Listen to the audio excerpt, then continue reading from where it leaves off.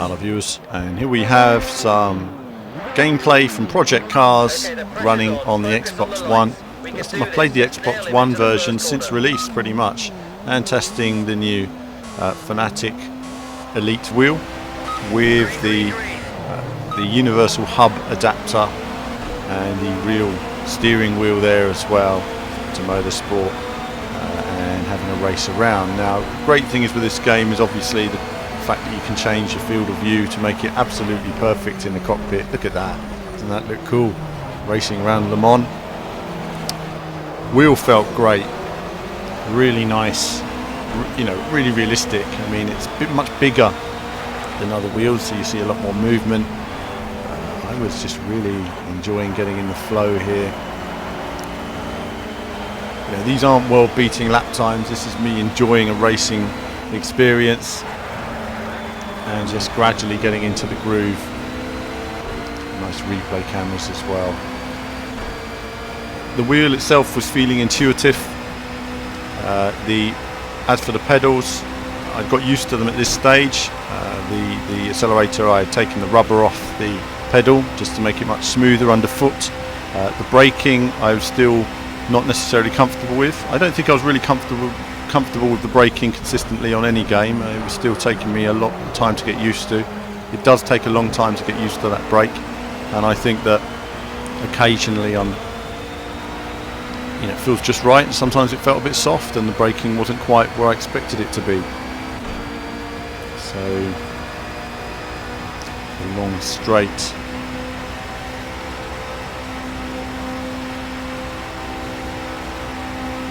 Just having a look on the inside.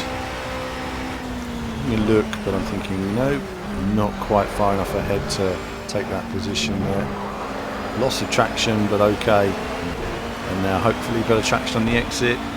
No, I'm keeping it wide because I know I don't have the traction to get past him, so let's just, it means I don't have to lift if I just drive that little bit wider. And I've not shifted up into the top gear there. That's alright. What am I doing?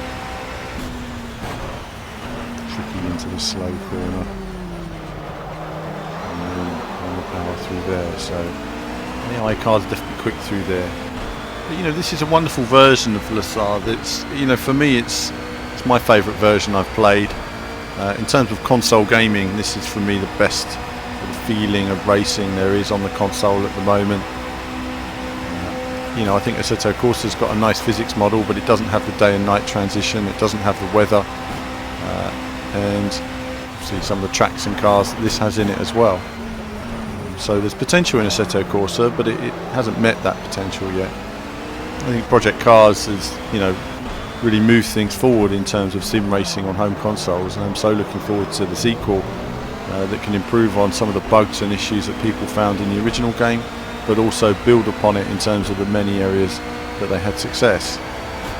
I'm looking around the outside there. This is not a place to overtake, I feel, but you know, it's Le Mans, isn't it? You've just got to kind of overtake all the time when the opportunity is there. I kind of lose myself when I'm racing, you know, just constantly diving in here and there, wanting to win. And unable to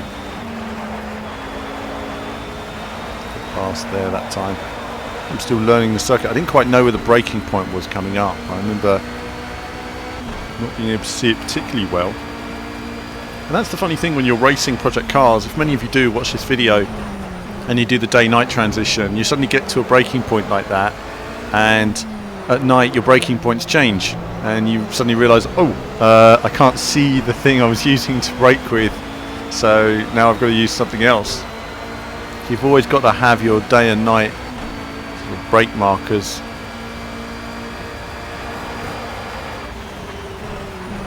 But, you know, overall just really enjoying this, using the wheel. You know, if I needed a console wheel right now for my Xbox, you know, this is what I'd have. You know, this is the piece of kit. It's pretty. It just doesn't get any better than this, really, in terms of the feel and look and overall build.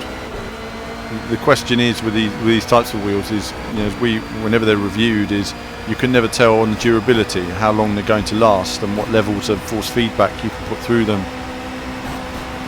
And that's something which unfortunately just takes time, and then you find out down the line whether that wheel was a classic and it was solid or whether it wasn't. I mean, if you go back to the clunky G25 and G27, which I like immensely, my G25, but you know, by today's standards, the force feedback is extremely imprecise. You know, it's very clunky in its movement, but it, you know, at the time it just felt great. You know, I put in some of my best drives ever with that wheel, and it kept on going and going and going. You know, years of use. You know, reasonably solid force feedback, no problem.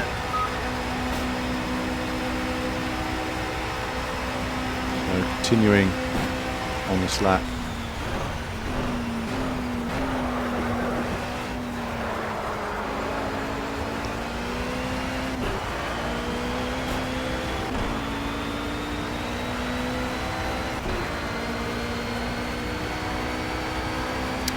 To close on this guy so far, but you know, this was just pure enjoyment. I was just enjoying this run. I've done a number of videos on the SARS. I'll probably link to those with some cards. In fact, I'll link one now. No, I won't, no, because I'll forget where I said now on the video. But there'll be some kind of cards up there. Just click on that. Oh, that instant there, I'll just point out, I was braking heavily before I got to the corner. It's just like I got stuck to the back of him. It was quite strange. I was just connected to him and I couldn't detach the car, basically. Even though I was braking earlier than usual. So again, that's something to do with the AI occasionally. When you're around the AI, they sometimes behave a little bit erratically sometimes. They'll brake earlier, or they'll just come off the power a bit sometimes and you're not expecting it. So sometimes they're great, and sometimes they're just a bit strange to race with. So I was using the AI occasionally there to brake, so in terms of brake markers, looking at their lights, but either way, I'm alright now, just getting on with it. Done quite a few laps, even though I'm a bit rusty. It shows you the future potential. I mean, when you have, you know, future technologies, and if Project Cars 2 runs on the Scorpio, you know, and it has more cars, they have Porsche now as well, it will be coming, and you know, more licensing. It'll be great one day when we can have a proper, authentic Le Mans race, you know, with all of the GT classes in there as well, and you can run those, and with all of the, if you're in the prototype class, you know, overtaking all of the other slower cars. Obviously Ferrari is going to be a challenge to get hold of, isn't it? But it'd be nice to see the Ferrari in there as well. No Audis obviously now, they've quit, which is a real shame. I think it's a shame they've taken the time to quit now, because the field is so competitive. It's a shame that now they actually have competition, they've decided to quit. Because the years that they won, they were largely in a dominant role, and that's down to Peugeot quitting. What was it, 2011, something like that? Peugeot quit. That was a real shame at the time. We were so looking forward to the challenge that was going to bring, and Toyota at the time weren't ready to bring it to Audi. So, you know, it's a shame for Le Mans, because every time Le Mans feels like it's making a lot of progress, you see a team quit or a car quit, and it's like, damn, you know, you just need a couple more teams in there to really bring it together.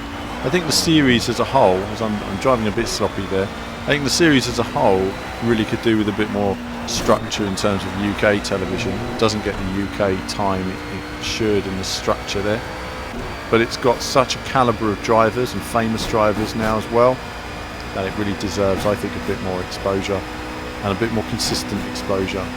You know, you have the guys on Eurosport, stuff like that, but there's not enough consistent coverage. You know, you don't know when the next race is coming, you know, if you don't follow it all the time on the internet, and it doesn't help it in terms of building the established audience on the established audience it already has.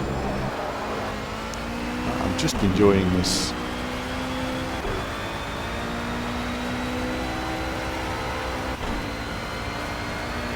Sliding the car around here and there. And you know, it's such a long circuit, you know, it takes a long time to perfect it.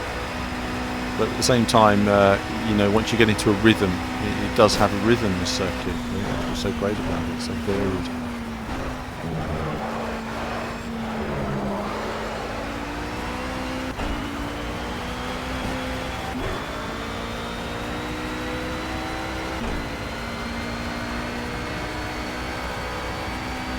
know, it's a great series and a great race. A wonderful sort of atmospheric event.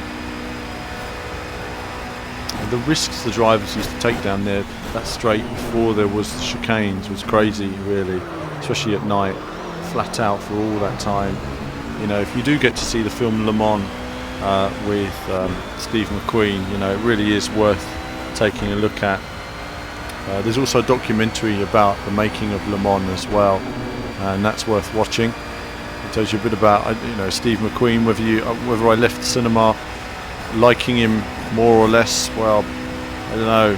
He was a very unusual character, but he certainly had the passion for the motorsport, and you know, I think that's evident in terms of demonstrating the risk involved. And so does the Grand Prix film of the 60s as well, which also features Graham Hill, as well as a number of other drivers at the time. Great risk, not only to the drivers but to the crowds as well. I mean, it sounds silly by today's standards, but you know, often you'd have members of the crowd killed by, you know, flying cars and debris. You know, and it's crazy by today's standards to even think that. But you know, it was a dangerous business just watching. But people didn't care for their own safety in quite the same way either. You know, it's just standing at the side of the track, actually on the white lines on the edge of the grass. You know, it was really something. And Le Mans in that way is always a relentless race. You know. And it's still, you know, still a very dangerous race, you know, never to be underestimated. But either way, you know, wonderful. So I really enjoyed that run. Using the wheel, fantastic, and yeah, it's certainly something I'm going to keep using on the Xbox One in the future. I look forward to testing it more. But that's it from me for now. As ever, more soon.